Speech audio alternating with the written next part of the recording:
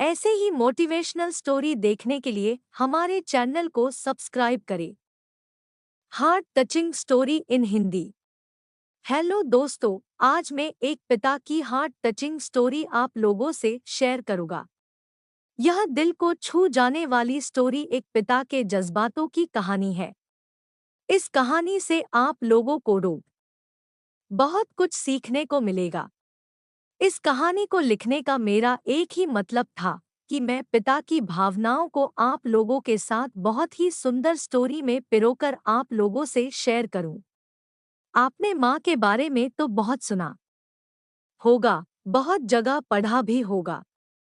माँ के लिए अच्छी अच्छी हिंदी कहानियाँ लिखी गई है, लेकिन पिता के बारे में बहुत कम ही लिखा गया है। तो दोस्तों, यह हार्ट टचिंग स्टोरी उन फादर्स को समर्पित है जो अपने परिवार के लिए जी जान से काम करते हैं, खुद की इच्छाओं को मारकर अपने बच्चों के सपनों को पूरा करते हैं। Heart touching story in Hindi एक पिता की इमोशन कहानी। यह स्टोरी शुरू होती है जब मैं घर से गुस्से में बड़बड़ाते हुए निकल आया था और बस स्टैंड की तरफ आगे बढ़ने लगा। मैं मन ही मन बड़बड़ा रहा था, पता नहीं कितने पैसे छुपा के रखे हैं, लेकिन मेरे लिए एक बाइक नहीं ले सकते। अब मैं यहाँ से चला जाऊंगा और तब तक वापस नहीं आऊंगा जब तक मैं खुद के पैसों से बाइक नहीं खरीद लेता। इतना सोच ही रहा था, तभी मेरे पैर में मुझे कुछ चुभने का एहसास हुआ। नीचे देखा तो समझ आया कि जल्दबाजी में पापा के जूते पहन आया हूँ।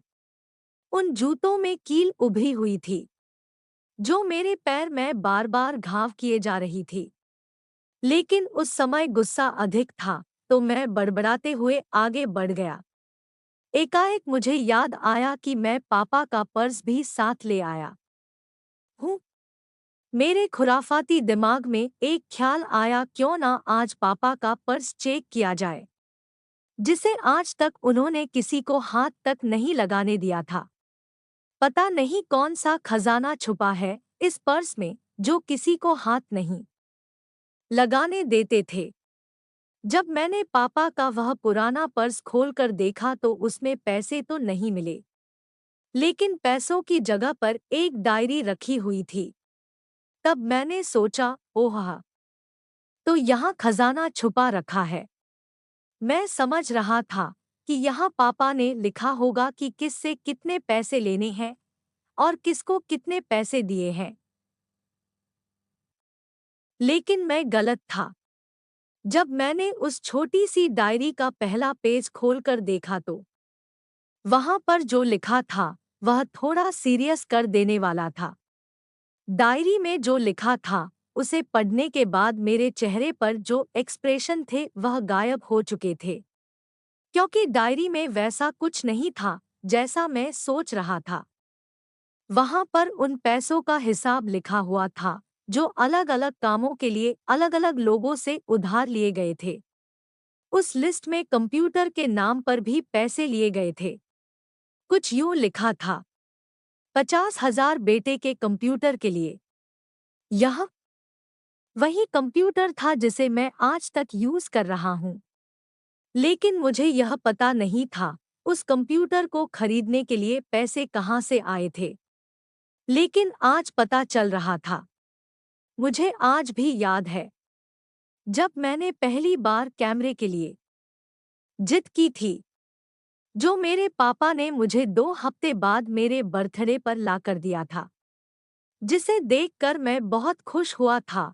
और मुझे खुश देखकर मुझसे कहीं ज्यादा अगर कोई खुश था तो वह थे पापा।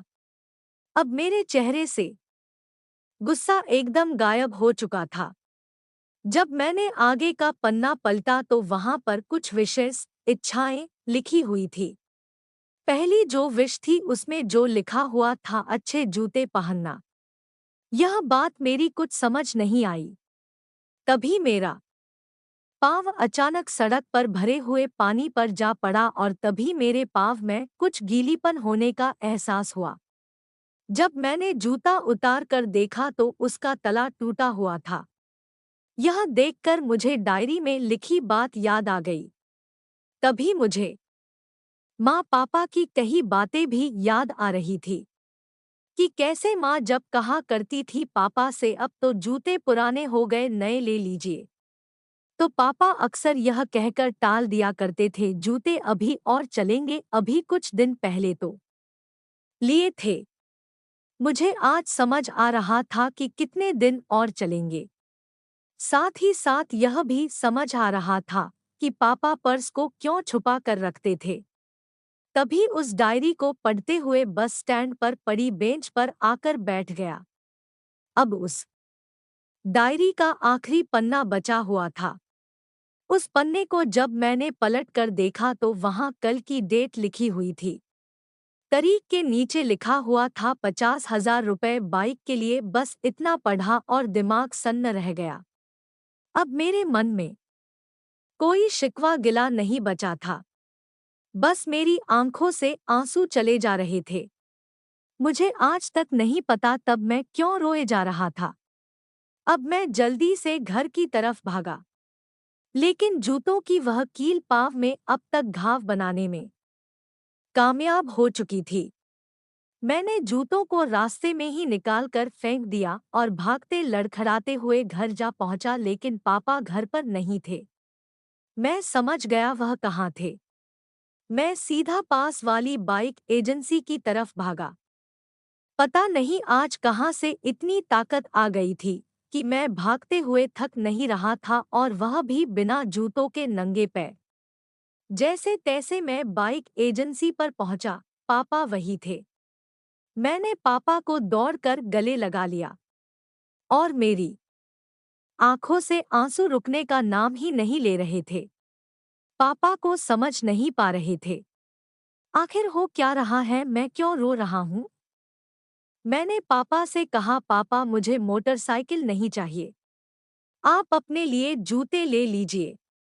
अब आज से मैं जो भी करूँगा अपनी मेहनत से अपने बलबूते पर पढ़कर करूँगा। दोस्तों, बस इतनी सी थी ये कहानी।